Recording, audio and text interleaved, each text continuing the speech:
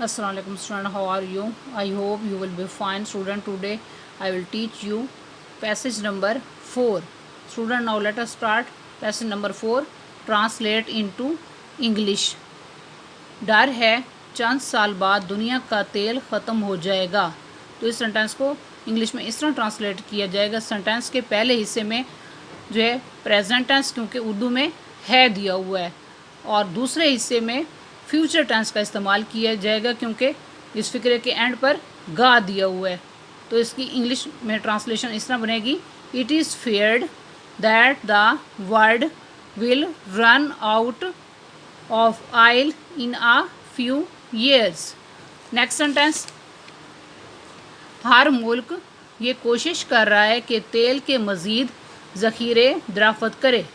तो इस सेंटेंस में आप नोट करें कि उर्दू में रहा है दिया हुए, तो इस सेंटेंस को इंग्लिश में जब ट्रांसलेट करेंगे तो प्रेजेंट कंटिन्यूस का इस्तेमाल किया जाएगा।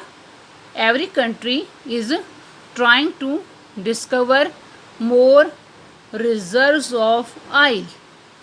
नेक्स्ट सेंटेंस, मालूम नहीं ये कोशिश किस हद तक कामयाब होगी।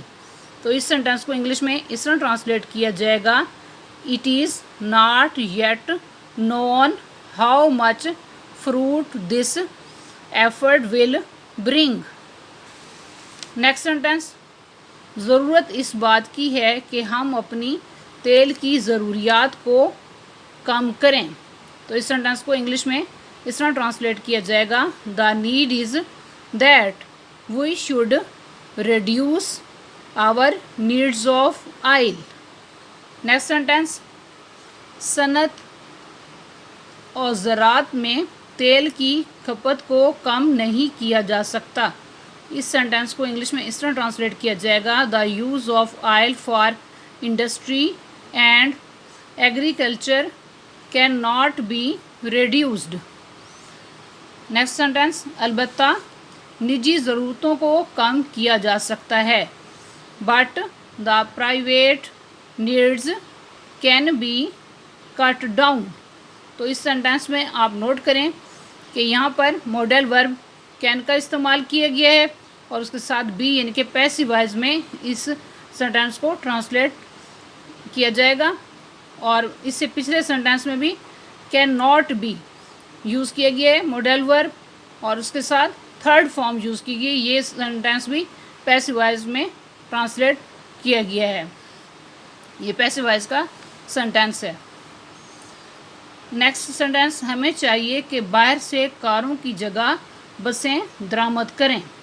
We should import buses instead of cars, ताकि तालिब इल्मों के लिए बसों की सहूलत को बेहतर बनाया जा सके,